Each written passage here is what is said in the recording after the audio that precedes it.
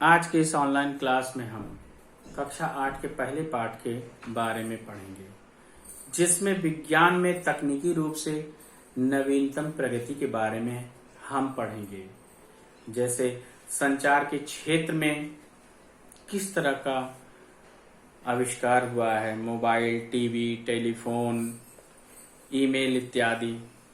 2001 में नवीन डाक सेवा का प्रारंभ, e post, video conferencing, Wi-Fi, wireless fidelity.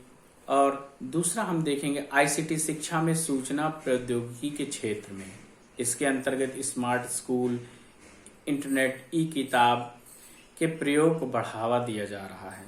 अंतरिक्ष के क्षेत्र में 1962 में भारतीय राष्ट्रीय अंतरिक्ष अनुसंधान समिति, 1969 में इसरो की स्थापना का होना, इनसैट भारतीय राष्ट्रीय उपग्रह, आईआरएस भारतीय दूर संवेदी उपग्रह, इनसैट प्राकृतिक संसाधनों के सर्वेक्षण, आईआरएस दूर संचार, दूरदर्शन प्रसार, मौसम विज्ञान, प्राकृतिक आपदा या कब आपदा आने वाली इससे संबंधित चेतावनी के बारे में इससे हमें जानकारी मिलती है। पीएसएलवी ध्रुवीय उपग्रह प्रक्षेपण यान, जीएसएलवी भूस्थैतिक उपग्रह की स्थापना, जीएसएलवी-5 द्वारा प्रक्षेपित एडुसेट पहला शिक्षा के लिए समर्पित उपग्रह था जो 2004 में लॉन्च किया गया था। और रक्षा और प्रतिरक्षा के क्षेत्र की जब हम बात करेंगे तो DRDO, defence research and development organisation, ये हथियार और मिसाइल बनाने का कार्य करता था। अर्जुन युद्धक टैंक, आकाश मिसाइल, ब्रह्मोस सुपरसोनिक मिसाइल। 1998 में जैसा कि हम जानते हैं पोखरण परमाणु विस्फोट भी किया गया, जिसने विश्व में भारत की मजबूत स्थिति को दर्शाया।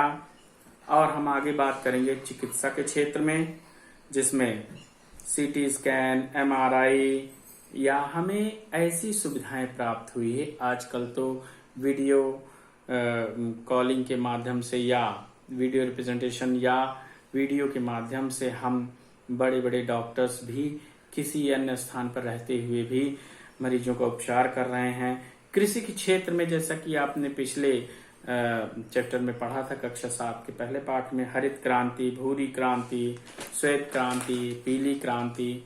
और परिवहन के क्षेत्र की बात करेंगे तो आज के समय में bullet train, metro train, e rickshaw इत्यादि का चलन बहुत तेजी से बढ़ा है।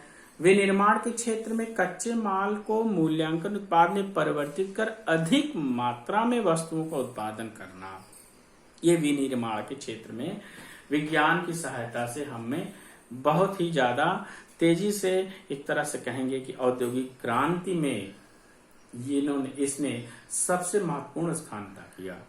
उद्योग के क्षेत्र में बाल्को, हिंडाल्को, नेल्को, एल्युमिनियम कारखाना, ओएनजीसी, ऑयल, तेल शोधन कारखाने लगाए गए। मेक इन इंडिया प्रोग्राम के अंतर्गत उद्योग के क्षेत्र में देश को अग्रणी बनाए रखने का जो कार्यक्रम चला, जिसमें उद्योगों को बहुत तेजी से बढ़ावा दिया गया। ऊर्जा के क्षेत्र की बात करेंगे तो पेट्रोल, कोयला, सौर ऊर्जा, पवन ऊर्जा आदि ऊर्जा के स्रोत को 2 भागों में हम बांट सकते हैं। पहला नवीनीकरण स्रोत, दूसरा अनवीनीकरण स्रोत। नवीनीकरण स्रोत में जिसे हम रीयूज कर सकते हैं, दोबारा प्रयोग कर सकते हैं, पवन ऊर्जा, सौर ऊर्जा, पृथ्वी, जैव जल और वन। अनवीनीकरण स्रोत के अंतर्गत पेट्रोल, कोयला, केरोसिन, रसोई गैस इत्यादि आते हैं। राष्ट्रीय सौर मिशन की शुरुआत पूर्व प्रधानमंत्री जवाहरलाल नेहरू ने किया था।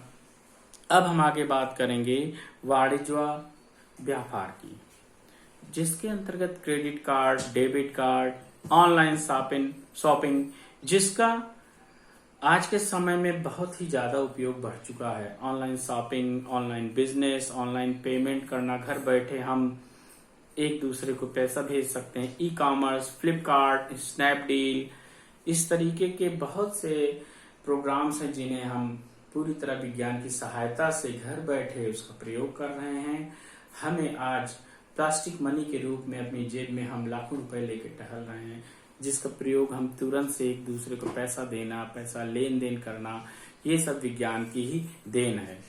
और हम बात करेंगे ई गवर्नेंस के क्षेत्र की, तो 2006 में राष्ट्रीय शासन NEGP साझा सेवा केंद्र CAC ई गवर्नेंस को डिजिटल इंडिया चरितार्थ कर रहा है। जब हम ई गवर्नेंस की बात करेंगे तो डिजिटल इंडिया प्रोग्राम के अंतर्गत ये सारे कार्यक्रम चलाए जा रहे हैं। डिजिटल शासन का अर्थ होता है कि ऐसी सभी प्रकार की शासन संबंधी जानकारी को डिजिटलाइजेशन, मतलब जैसे ई हॉस्पिटल चल रहा है, ई कॉमर्स चल रहा है, या हम बात करेंगे कि विज्ञान में किस तरीके से हमें पूरी तरह से अपने ऊपर निर्भर कर लिया है।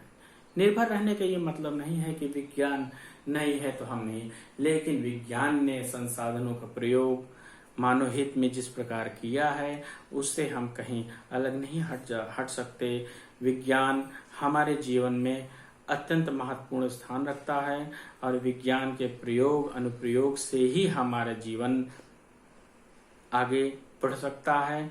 और विज्ञान नहीं है तो ऐसा कहा जा सकता है कि कुछ भी नहीं, क्योंकि हर जगह आपको विज्ञान मिलेगा, वो चाहे आप के रोजमर्रा की जिंदगी हो, दैनिक जीवन हो, या हमें बाहर जाना, यातायात, संचार, e commerce, online shopping, internet तो ऐसी चीज हो गई, हम एक पूरी तरह से कह सकते हैं कंप्यूटर का आविष्कार एक ऐसी चीज है जो कि हमें, या सीधे सीधे हमें कह सकते हैं एक डिब्बे में पूरा विश्व एक डिब्बे में, ऐसे कह सकते हैं। हम यदि ऑनलाइन किसी देश विदेश की खबर लेनी है, किसी को अगर मैसेज करना है, किसी से संपर्क स्थापित करना है, तो इन सब चीजों में विज्ञान अपना महत्वपूर्ण स्थान रखता है।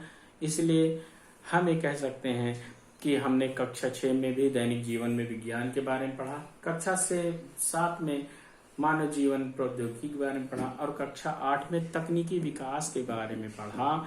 ये पूरी तरह से विज्ञान के प्रयोग और अनुप्रयोग, संसाधनों का प्रयोग, उसके विकास, मानव जीवन में उनके हित, हर चीजों के बारे में हमें पूरी तरीके से आत्मनिर्भर बनाता है, जिससे कि हम, विज्ञान एक ऐसी चीज है जिससे हम अपने जीवन को सशक्त रूप से स्थापित कर पाए हैं। धन्यवाद।